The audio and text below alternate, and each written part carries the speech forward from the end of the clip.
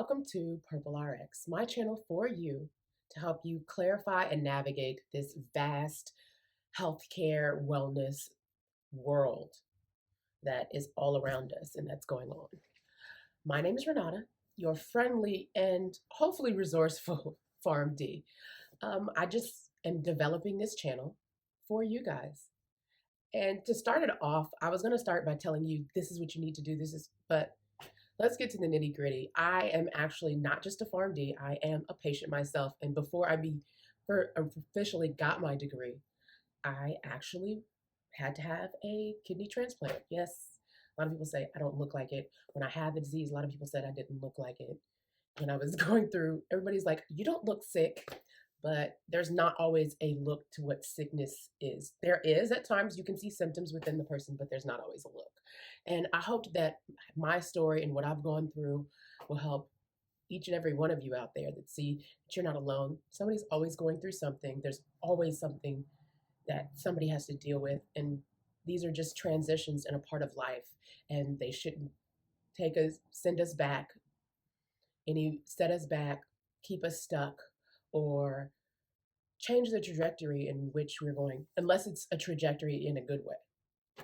A lot of times these diseases and things that we go through are lessons and are guiding tools and to help us in the direction that we're supposed to go. And I believe God allowed this to happen to me for me to learn a lot about myself, my own capabilities, and share that with others, and also look at a system that needs work, a system that can also, it takes effort on our own part in order to improve it. So if I keep looking outside, I'm sorry, there's a lot of blue jays and we feed the blue jays. So my story starts in 2007. I actually had started pharmacy school at Xavier University. I had already graduated with my undergrad degree in biology pre-med. And so I decided, okay, I want to be a doctor. Maybe that's not the kind of doctor I want to be. Maybe I want to go back, and I'm at Xavier. I'm at a school known for pharmacists, but it's also known for sending multiple African-American Black students to med school. And so that was originally why I went there. And then I was like thinking about the career I wanted to do. And I was like, I'm going to have to be in school for 8 more years plus another few years. So I decided, you know what, I'm going to do pharmacy. I can make my own drugs. That was originally part of what I wanted to do as a doctor. And so I went for it. So in 2007, I actually started my first year of pharmacy school. So I was going to get my doctorate in pharmacy. And I want to say probably probably October or so, I'm just going to be real. I'm a high energy person. Go, go, go. I come from a mother that's like, go, do this, do that. I was always doing like 10 things as a kid. And I just have always been a pretty high energy person. I'm that person that you don't want to wake up next to in the morning. Not because I'm just a morning person. I'm a night person. I can pretty much like get up and go directly and be like, do-do-do-do-do-do. My fiance now is always like, okay, it's too early and you're asking too many questions. So I digress. But to go back to, I started, and so I'm a high energy person. And I had noticed, like, as the years had gone on, I was more and more tired, low energy. I had less of an appetite. I was eating less. I was always worn out and and I was a person that played sports. So like, why am I being worn out over stuff that's like nothing? I think the year that I had off between graduating undergrad and going into pharmacy school, I actually got a job at PF Chang's because I knew I was applying to pharmacy school. And so I just was going to be a waitress and ended up being a waitress. And then a few months later, we started national training with them and was traveling with them. And I was really tired with that. And it was, again, I was really kind of worn out and just trying to just kind of get through days. And I've always been a pretty strong person. And at that time, I was starting to feel weak. We went on this boat trip one time, and it was like, where you're on the raft and you're hanging on the back of the boat. I couldn't even pull myself up. That's how weak I had gotten. And so these are things I was just like, I kind of see, but it wasn't anything that really clicked in my mind to be like, I was like, maybe it's just because I'm getting older. Maybe it's because I've drank or something like that. Maybe that's wearing me out, or maybe I'm doing too much. Not really thinking anything of it. And also, like a lot of people, like they say, you gain your freshman 15. I lost a lot of weight just my freshman year of undergrad. And it just never really occurred to me. It wasn't something I was like, oh, yeah, I got a disease. I got something going wrong with me. There was nothing that I knew of in my family history. My grandmother had cholesterol. It wasn't anything that was crazy that would make me feel this way. So I'm a pusher, so I keep pushing on and keep doing things. And so as I'm applying for pharmacy school and working at PF Chang's and doing openings and being a bartender and being a national trainer, random, I did that all within less than a year, but it got me experience and other things that I needed. And so I start pharmacy school, and I want to say in October, I actually came up and I had a sinus infection.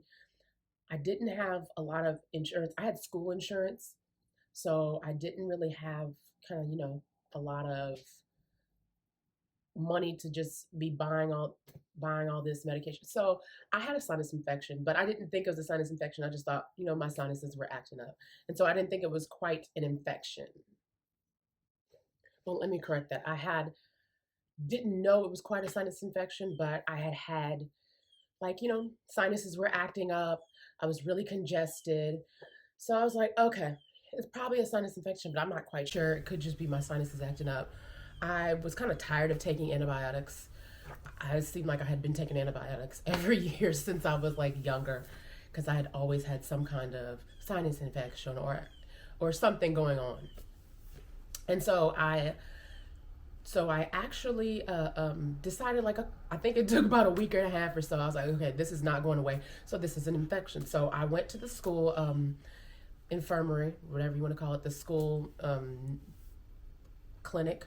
And so I had, they take your blood pressure, they take everything. And I had gotten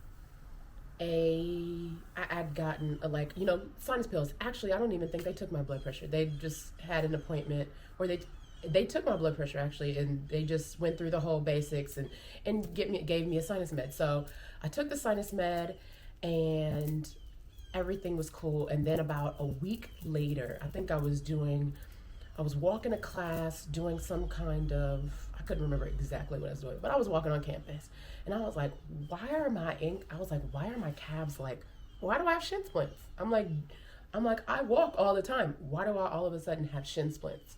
I got shin splints in track, which is understandable. Shin splints from sports, if you're running all the time, you're liable to get shin splints. And I'm like, I'm walking. I shouldn't have shin splints. And so I was like, and then I also that day would had to sit down. I felt dizzy. I felt kind of lightheaded. I was like, why do I feel dizzy, lightheaded? I was like, is my blood pressure high? I was like, I know my grandmother has high blood pressure, but is mine high? What if I do? I don't really eat, I don't really eat anything crazy. I don't eat. And so I go back to the school clinic. So they take my blood pressure and they're like, oh, your blood pressure's high. And I'm like, y'all didn't say anything last week when I came here. And they were like, oh yeah, it's 170. It was 175 over 90. It was something ridiculous. Or it was 155 over 90. I can't remember. This is a good 12 years ago. So 12, 13 years ago. And so I was like, okay. So I was like, all right, why would that be? Well, they were like, well, you probably have high blood pressure. I was like, no, I don't have high blood pressure. I was like, for it to all of a sudden, I've never really had, high blood pressure. And they were like, well, as you can see, it looks like over the years your blood pressure has increased. I was like, but y'all haven't really even alerted me or said anything. Y'all haven't been like, oh, this is alarming, your blood pressure. Well, you just thought what? So they were like, okay, what we're going to do is we're going to give you some labs. We're going to get you to take some labs. So they send me to LabCorp, and I go and take, I think it was I took they took some blood, and I also had, they took some urine. So it probably was I think I took it on a Thursday. Next thing you know, probably on a Monday, they probably had my results by then.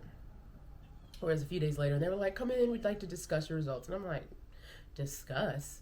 Okay, so what's going on if you want to discuss my results? What's really going on? There's got to be something going on. Because if it's nothing, you would be like, oh, everything's fine. But if when they tell you they want you to come in and talk, there's something going on. So I'm like, oh man. I'm like, what's going on? All right. I'm a pretty positive person, and I'm like, I don't know let's figure this out. All right, just go see what's going on and see what you can do.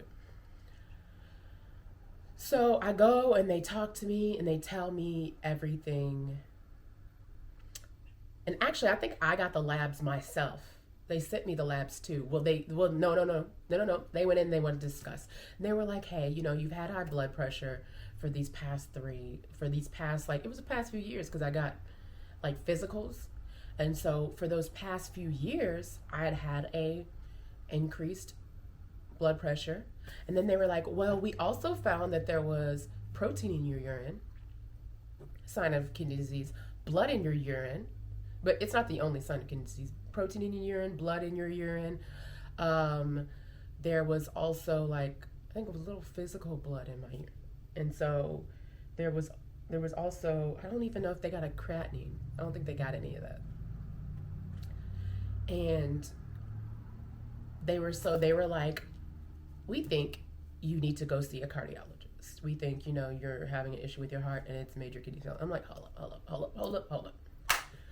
That doesn't make sense. And it didn't make sense to me because your kidneys regulate your blood pressure. And it's a whole kind of cycle and circle. Your body is this machine.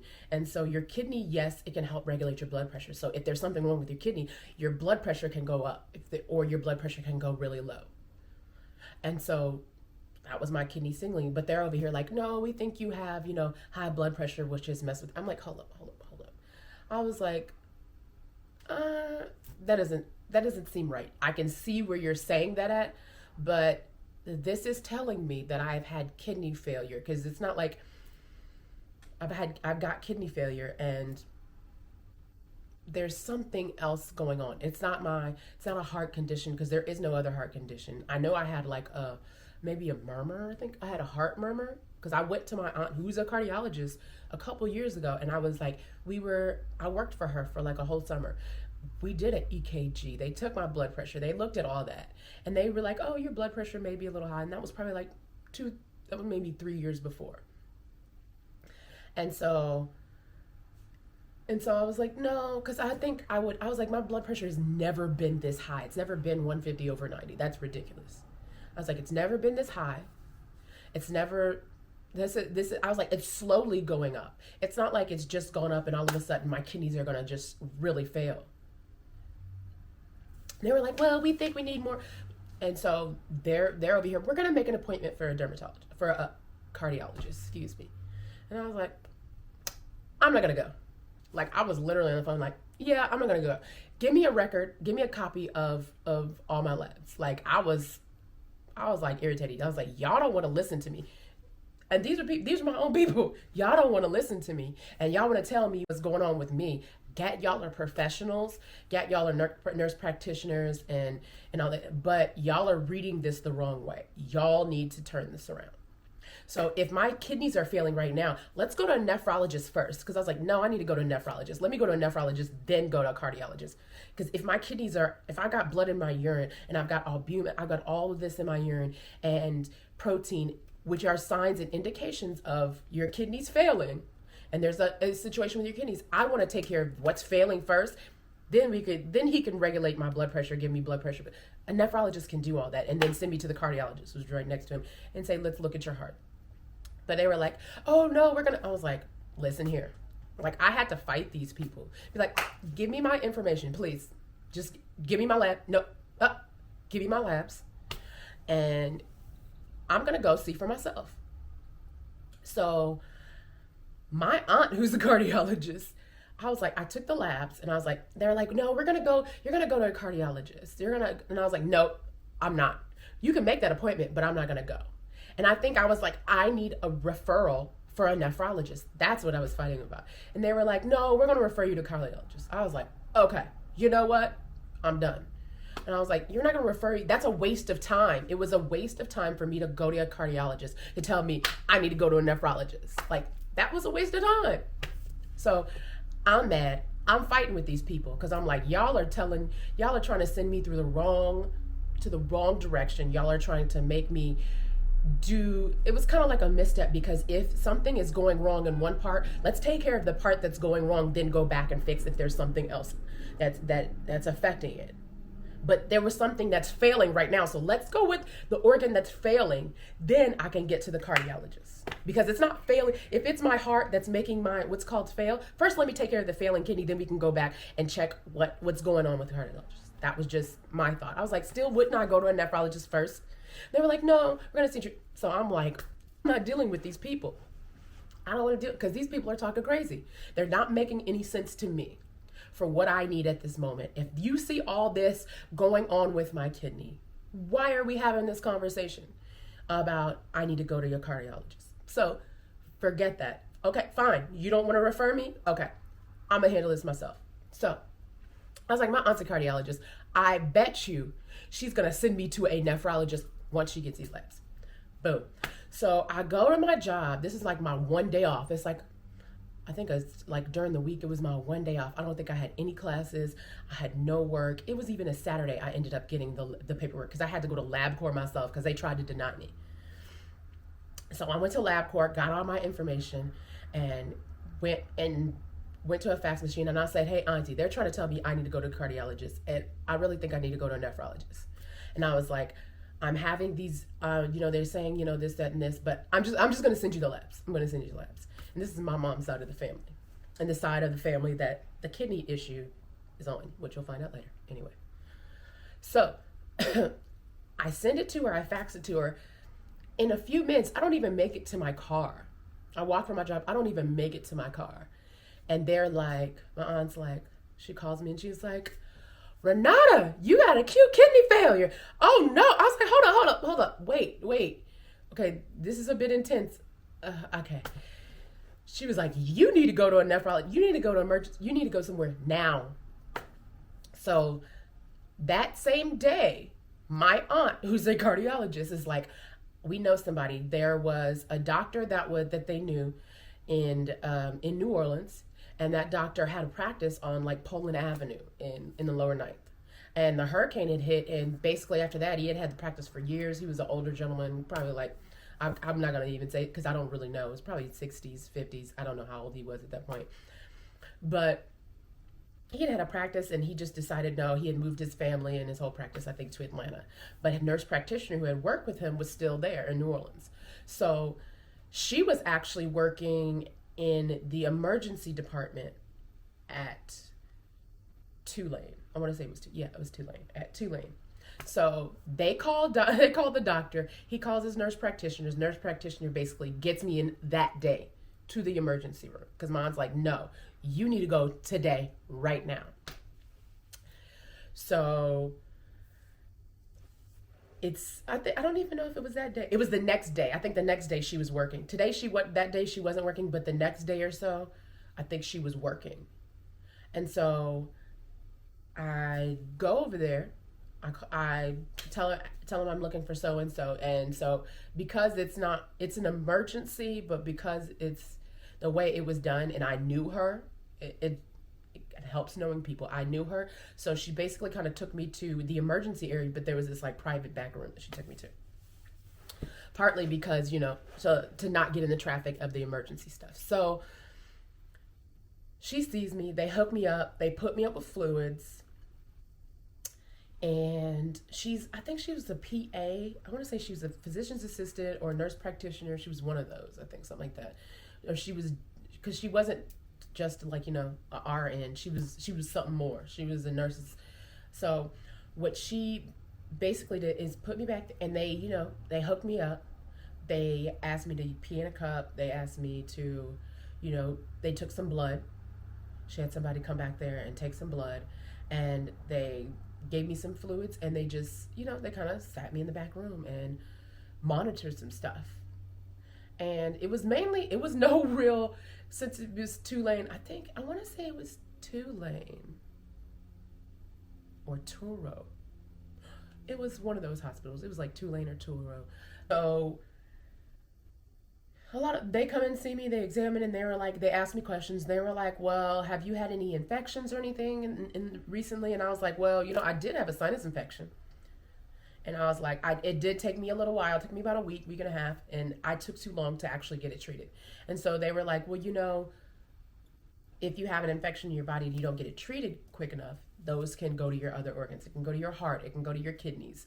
It can go to other organs in your body and inflame those and put those in distress for that moment. So, a lesson there. Make sure you get your infections taken care of. So, they tell me all of this, they give me fluids, and then a few hours later, they send me home. And so they're like, you can go. There's nothing really we can do. I was like, what do you mean there's nothing you can do? And they were like, there's nothing we can really do. There's nothing else. You just had an infection. It'll just go down. It'll be fine. So is it. Okay. Okay. And, I don't really know. Because that is true. If you have an infection, once the infection's been treated and my infection had already been treated, this is just a irregular spike and it'll go down. And I'm like, okay, sure, but y'all don't want to monitor me anymore? Y'all don't want to do it? No, you're good. You can go. Okay.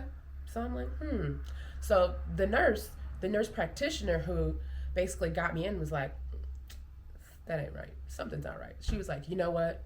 She was like, they're not trying to do any follow up. There is not. So you want to know what I'm going to have you do? I'm working with the nephrologist, and I'm going to start working with him next week. And you're going to start doing follow up with him. So thank God, if she hadn't been there, I'd have gone home and I could have died a week later, or I could have just died that night, and been passed out. And I lived alone. So thank God, if it had to been for her, or my aunt knowing somebody who knew somebody, and it being for her, that I would have never been taught. They weren't trying to follow up with me. They weren't trying to do anything. They were just like, you're good, you can go. I'm like, all right, okay. I mean, are you sure?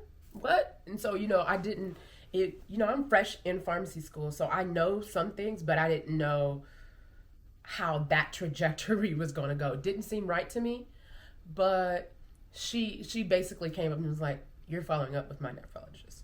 So the next week, she basically makes me an appointment, puts me down, and they call me, I think, and they're like, hey, we're going to make an appointment. So I came in and I see her, the guy she starts working with. And so the doctor she starts working with is a nephrologist named Dr. Joshua Lowentrent. So Dr. Lowentrent, I started seeing him, and he followed up with me, and he made sure that I had to pee in a cup every day. He gave me a lot of labs, and he looked over me. And so after like a week or so, I think it was a week or two, he calls me in and he's like, okay, so he told me what made him get into nephrology. His father had basically had an infection, and it went to his kidneys and inflamed his kidneys. And he had that issue and some other issues, and that is just what sparked him to be a nephrologist. And so we sat down one day, I think I went for an appointment, and he was like, hey, how you doing? How's everything? And he was like, all right. So he was really real with me, and I appreciate all of him. He was so real with me. And so he sat me down, and he was like, so let me tell you how this goes. So if you have an infection in your kidneys, then, and he showed me like what it would look like. And he showed me basically my creatinine level. And my creatinine level was, when he first saw me, was like 10. And so, and for a woman, it's like 1.2, a man 1.5, I think, and a man is 1.2. I might have them switched up, but it was a big difference. So he was like, I'm looking at this, and he was like, I get that. That's high for that. And he was like, yours went down. It went down just a little bit. And he was like, I thought it would go down more. And so I gave it, another week. So this is probably like 2 or 3 weeks out. And he was like, it's leveled out at 8, and it's plateaued, and it's just been there. after a week or so. So at this point, I'm feeling like it wasn't the infection that that is that it's going that's giving you this acute kidney disease. It's not acute. This is chronic. There's something else going on. And so I'm like, okay. So he was like, I'm gonna biopsy your kidneys, and we're gonna see what's really going on. I have to do a biopsy, and so I'm like, biopsy. Like what I know from a biopsy is we're gonna slice you open with a scalpel, take some tissue out with the scalpel. I don't. It's new technology, so I don't know what it looks like, but that's what I'm picturing in my head because that's what I know of biopsy, taking tissue out. But how they take out tissue, I wouldn't know. So I so I go, and he was like, and so what he told me, he was like, he said they should have never sent you home. He was like, if they sent you home, you could have died and you never went back. He was like, there was no follow up, there was nothing. They didn't really fully monitor you. You should have never been sent home. They should have done more tests on you. And I was like, oh my God, I did not know that. So I'm just sitting here. Thank God for me meeting these people and this person, this man.